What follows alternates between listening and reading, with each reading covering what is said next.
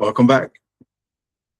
Book of Acts. We're going to pick it up here in chapter 19 in a minute, verse 11.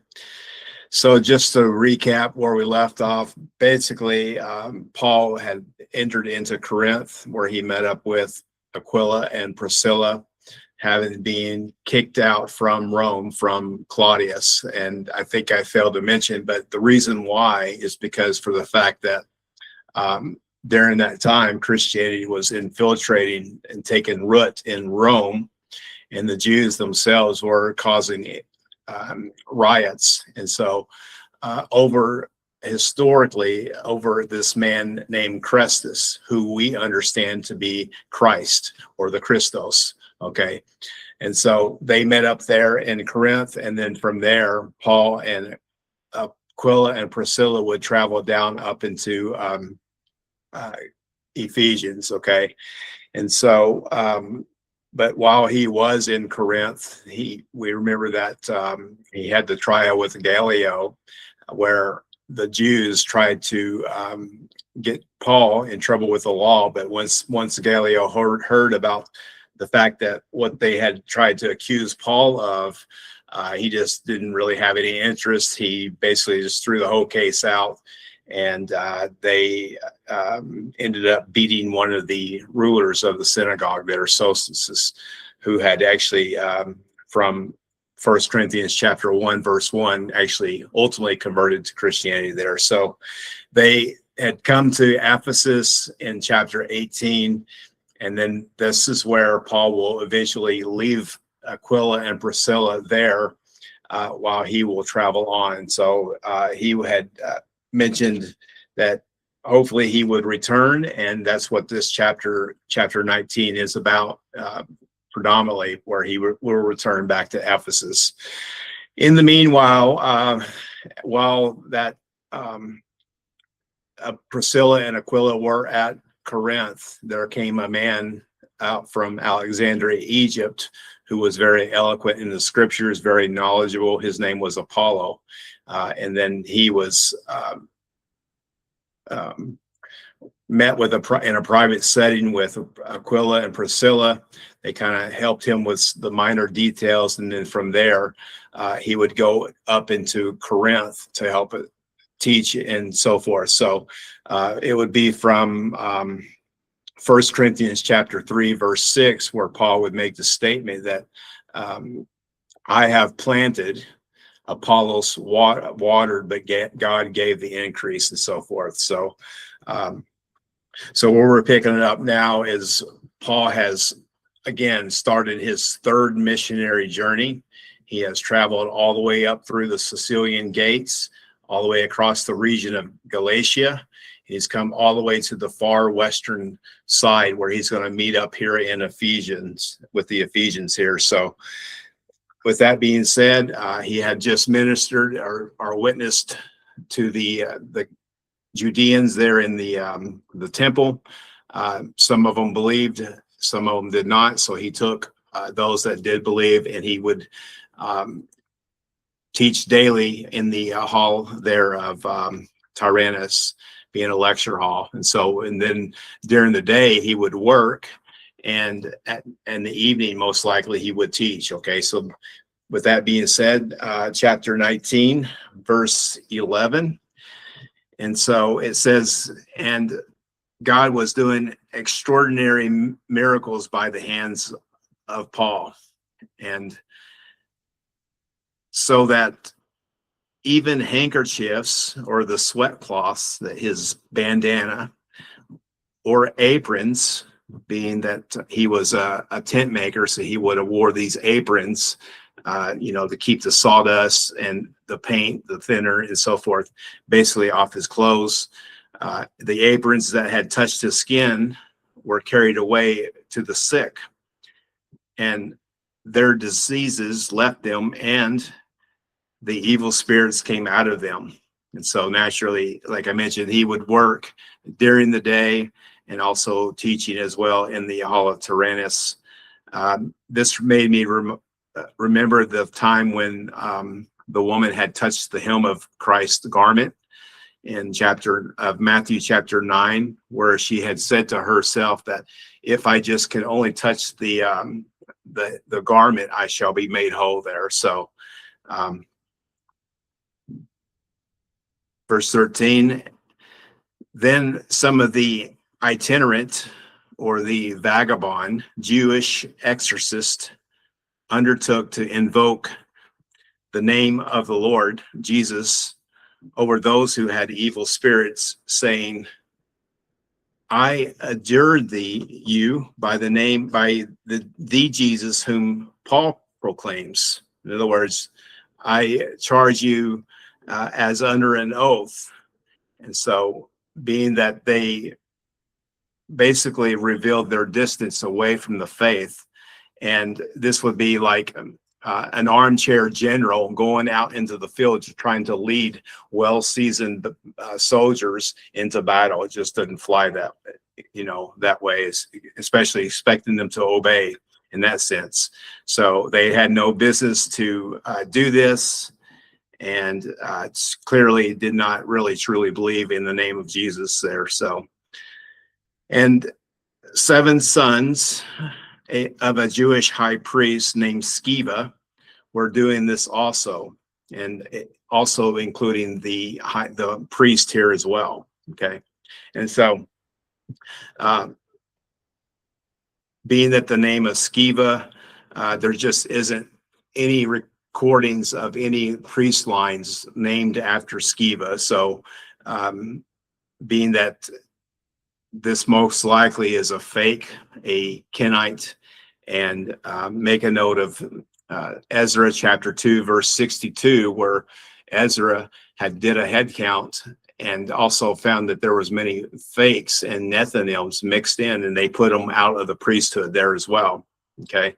Another interesting note here, the 7 sons of the Jewish high priest who were doing this, Christ would one time say that, concerning those that would basically say that he casts out devils by the name of Beelzebub.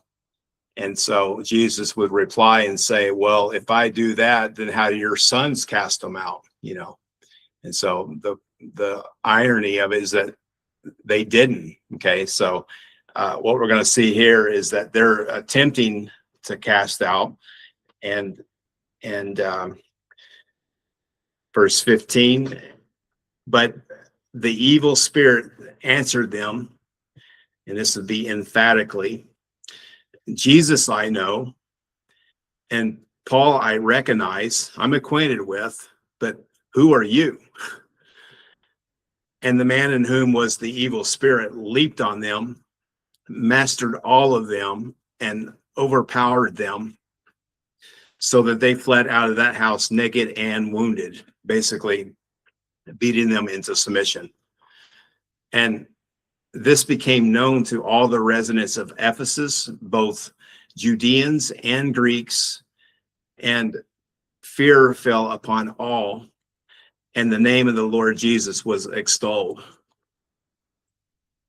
Also, many of those who were now believers came, professing and divulging their practices. And a number of those who had practiced magic arts brought their books, their biblos, and together and burned them in the sight of all. And so, being that they burned their books, you might read historically what Martin Luther had said about this as well. He wanted to do a book burning as well. And so, and they counted the value of them and found it to come to 50,000 pieces of silver. This would be the drachmas, where basically at the time they had these silver coins, these drachmas, which would have an image on the coin itself, most often like a D or a roe or a deer or a heart, to also give homage to the to artisans as well. And so this drachmas was basically a day's wage at the time. Okay, so get to verse 21 here. There's going to be a riot at Ephesus. And so we're going to come across Artemis, the deity there. Okay, so in history, there are basically two Artemis. Okay, there's the one on the Greek or the Macedonia side, the inland side, which would be the one that was the chaste virgin. She was a huntress. And so the other Artemis would be the one that's on the Ephesus side over there near Turkey. And so she would be the one that would be multi-breasted. And although two different distinct entities or gods that were, or idols that were worshipped, both were called Diana by the Romans. Okay, so keep that in mind going forward here. If you read it in your King James, it'll say Diana, but in the ESV, it'll say Artemis. Okay, and so now after these events, Paul resolved in the Spirit to pass through Macedonia and Achaia and to go to Jerusalem, saying, after I have been there, I must also see Rome. And this will be the first time that he mentions this place, Rome, here. Macedonia, as we had read in chapter 16, Philippi, the Roman colony that was there, Corinth, and so forth. And so, and having sent to Macedonia two of his helpers, Timothy and Erastus, who was the, as it is recorded in Romans chapter 16, verse 23, that he was actually the treasurer of the city.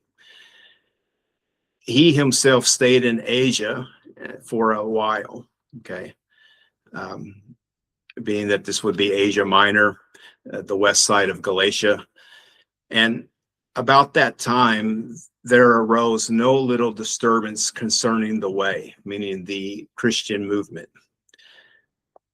For a man named Demetrius, a silversmith, who made silver shrines of Artemis, brought no little business to the craftsmen. And so what you're going to have here is that he would make these idols, these trinkets, these necklaces, these chains, and so forth.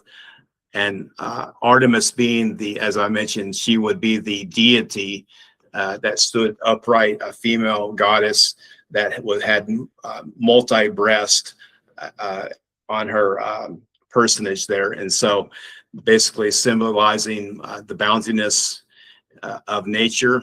And so Demetrius is kind of like one of those Jimmy Hoffa types, basically, being that he was the leader or the president of the so-called International Brotherhood to the craftsmen here. So he's going to kind of stand up and give a great speech from what they will believe there. So he'll gather together basically the Chamber of Commerce and so forth. Okay. And so verse 25, these he gathered together with the workmen in similar trades and said, men, you know that from this business we have our wealth, emphasis on our wealth. So, and you see and hear that not only in Ephesus, but in almost all of Asia, this Paul has persuaded and turned away a great many people, saying that the gods made with hands are not gods. Okay, so he's claiming to see and so forth, but there's a lot of people that are actually do see and do hear. And verse 27, and there is danger not only of that this trade of ours may come into disrepute, in other words, under public criticism, but also that the temple of the great goddess Artemis may be counted as nothing. Okay, so this temple actually was one of the seven wonders of the world at one time. And so it would be that it had been destroyed prior and then rebuilt. It's also said that basically the second time, or the time that it was destroyed, that it was the very night that Alexander the Great was born. And this thing was very big. It was massive. It basically was bigger than an American football field. Okay. And so he says, the great temple of our great goddess Artemis may be counted as nothing, and our wealth, implied from verse 25, and that she may be even disposed from her magnificence of she whom all Asia and the world worship. And when they heard this, they were enraged. They were full of wrath and were crying out, great is Artemis of the Ephesians. So that the city was filled with confusion. And so this uproar basically spread throughout all the city. And you're going to see that they continued to do this for several hours there. Okay. I thought that was a really interesting phrase, so that the city was filled with confusion. So being that we know that from the Hebrew, the word Babylon is what the definition of Babylon is, meaning confusion, which we know also that there's going to be future to us, that there will be a city filled with confusion, the Babylon of the end times from Revelation chapter 17 there, where the whore, or the confused Christians and the peoples of the world, will basically make up the residents of that city from Revelation chapter 17. And so again, this city, and also that the fact that they rushed together into the theater, which still stands today, holding approximately about 25,000 people. So this is no small place here. And they were dragging with them Gaius and Artemis, Macedonians, who were Paul's companions in travel. So basically putting them right in the theater, in this large arena, a wide open space, similar to what will happen to the two witnesses, where they will basically be killed in the large space there, being the platea, and made a public spectacle from Revelation chapter 11 verse 8. But when Paul had wished to go among the crowd, the disciples would not let him. And even some of the Asiacs, these are wealthy citizens, or they were philanthropists who basically would fund these festivals and these games at the time. And so who were the friends of his, sent to him and urging him not to venture into this theater, basically, so that they could maintain civil order, and also to, because of the heightened situation, to keep Paul from basically being stoned or pulled apart or trampled. Okay. And now some cried out one thing, some another, for the assembly was in confusion, and most of them did not know why they had come together. Some of the crowd prompted Alexander, whom the Jews, or you might say the Kenites, had put forward. Basically, they had come forward and pushed him up to speak at the podium.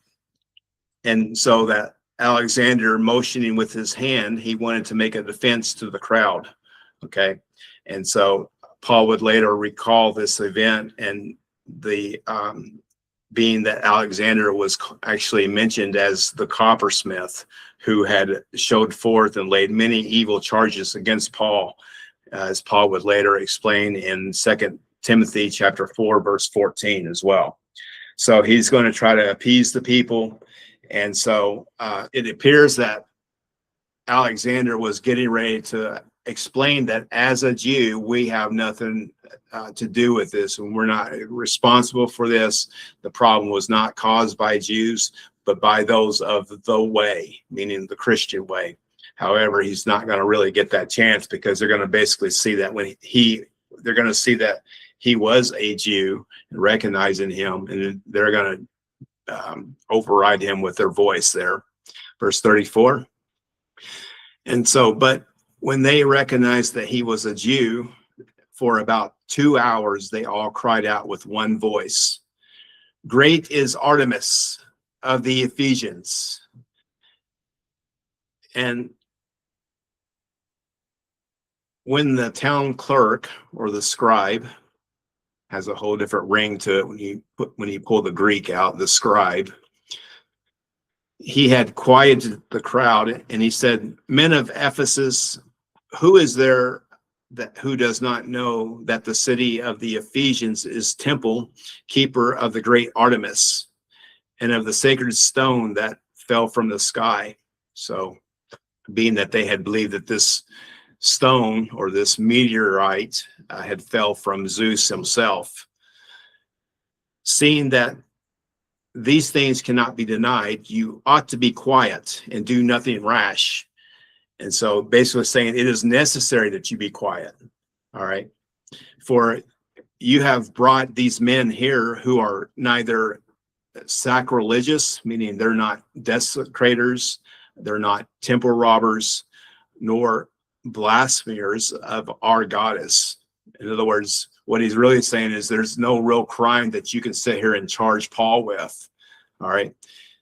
"And if therefore Demetrius and the craftsmen," being the trade union, and I'm not making any negative or positive statement either way on trade unions, I'm just kind of trying to help you understand where they're coming from.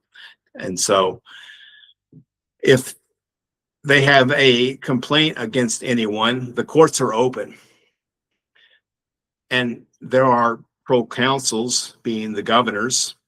Let them bring charges against one another.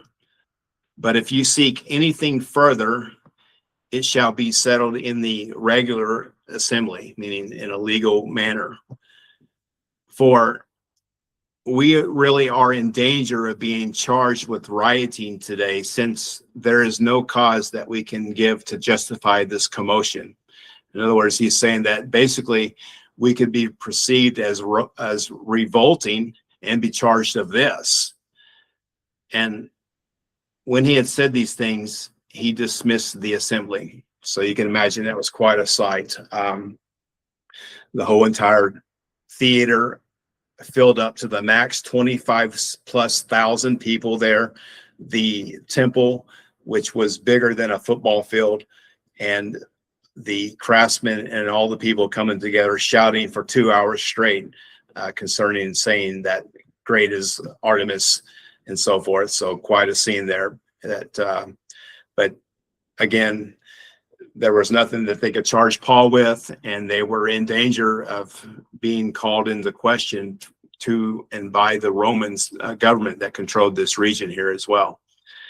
So basically, get to chapter 20. We'll take a little bit into this and see how far we get here, and pick up a few verses. So chapter 20, Paul in Macedonia and Greece. And so after that, the uproar ceased, Paul sent for his disciples, and after encouraging them, he said farewell, and he departed for Macedonia. So he's basically going to set sail, travel from the western coast of Turkey, being where Ephesians are.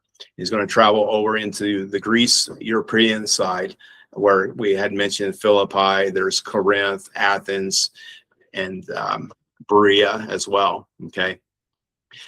And so when he had gone through those regions and given them much encouragement, he came to Greece, being the Roman province of Macedonia. And there he spent 3 months. And when a plot was made against him by the Kenites, or the Jews, as he was about to set sail for Syria, in other words, he intended to set sail for Syria, but he decided to return through Macedonia. And Sopater, the Berean, son of Phaehus, accompanied him, and of the Thessalonians, Aristarchus and Secundus, and Gaius of Derbe, and Timothy, and the Asians, being of Asia Minor, and Tychus and Trophimus. These went on ahead and were waiting for us at Troas. So basically being at the port, the city there, the northwestern port of Asia Minor. But we sailed away from Philippi, and after the days of the unleavened bread, and in 5 days we came to them at Troas, where we stayed for 7 days. Okay. I'm going to read verse 7 and I'll comment. And on the 7th day of the week, we gathered together to break bread, and Paul talked with them, intending to depart on the next day, and he prolonged his speech until midnight. Okay. So what you have here basically is that they departed on day 8. They sailed for 5 days, okay, which brings you up to 13 days. And then being that they stayed for 7 days, okay, this brings you up to day 20 or day 21, however you look at it. It may be that when Paul, on the first day of the week, started, that he was reckoning this from the Old Testament reckoning, which the day would start in the evening, which would seem to make more sense, as we'll find out here in a minute, that he actually preached from the evening all the way up through midnight and on. Okay. And so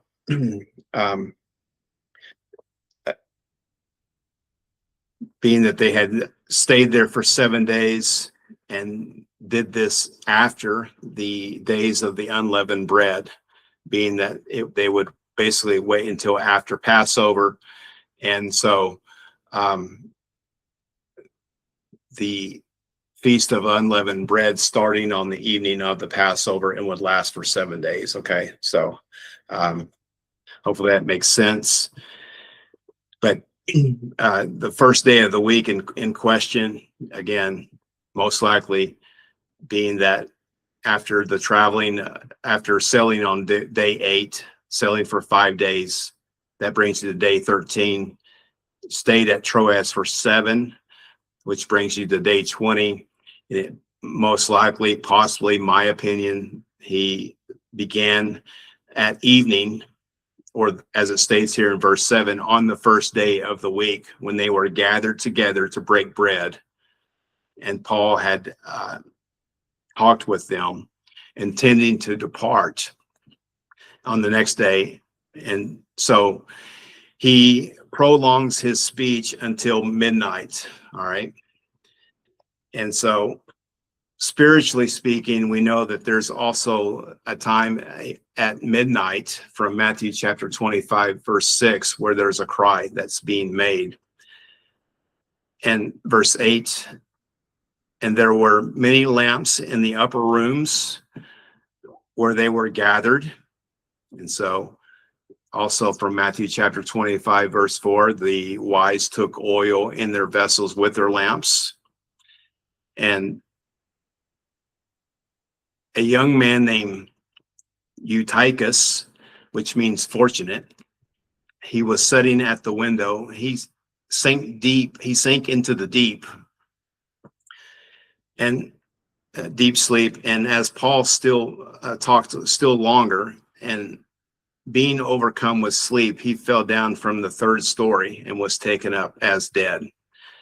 And so I can't help but think about with the parable of the those of the virgins, the 5 virgins that were wise, being that at midnight there's that cry, and the mention of the lamps here, and also the fact that this young man Eutychus, who fell into a deep sleep.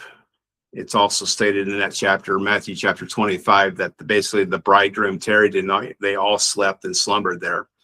However, it also has another meaning that you can also look into it and read into it. Basically, that Paul basically taught on 3 levels, just like where Peter himself would state in 2 Peter chapter 3, verse 16, how that in all the Paul's epistles, some of the things that he taught are very hard to understand as well.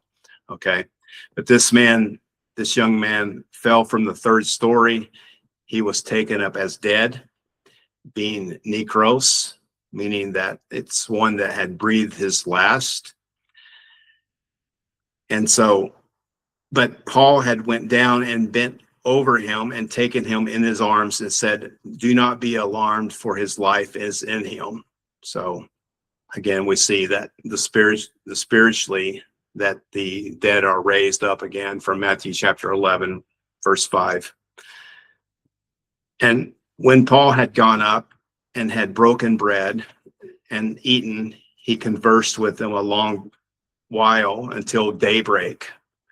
And so make a note of 2 Peter chapter 1, verse 19. And so after so departed, and they took the youth away alive and were not a little comforted. So just as it states again from Revelation chapter 20, verse 4 and 5, how that they lived, as being that the same Greek word alive and lived is the same Greek word, and they reigned with Christ 1,000 years. And so, but going ahead to the ship, we set sail for Ephesus, intending to take Paul. And so basically they went in advance and to the ship, and he had told us to do this. All right. And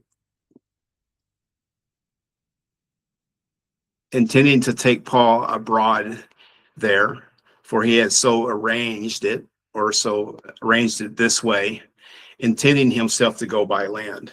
All right. So they basically load up on the ship, get ready to set sail on port, get things ready. They're the advance and so forth.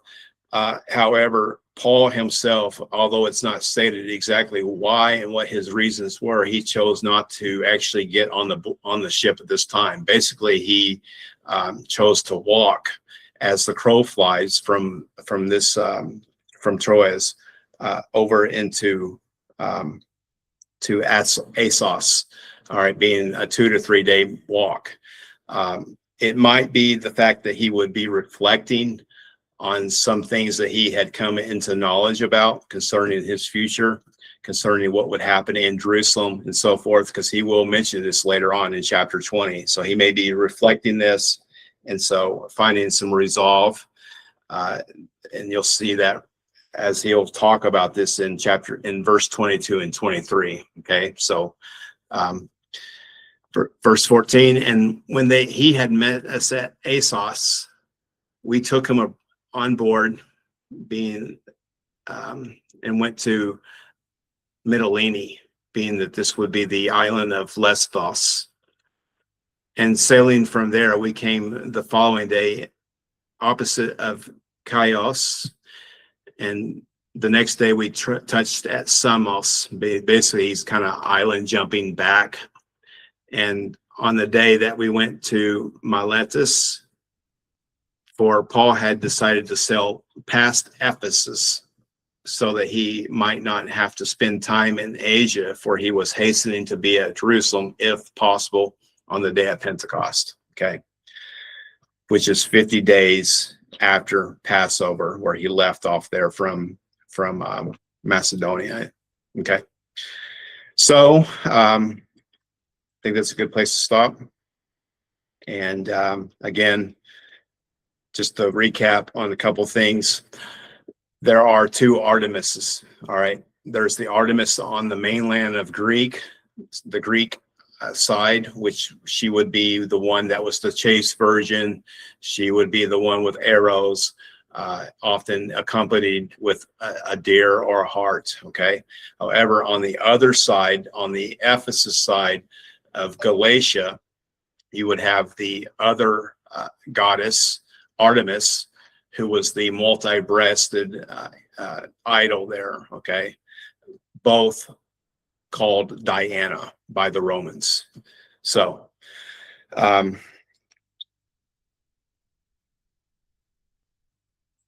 good place to stop, and hope you enjoyed that. We'll pick it up again with chapter 20, verse 17 next. All right, take care.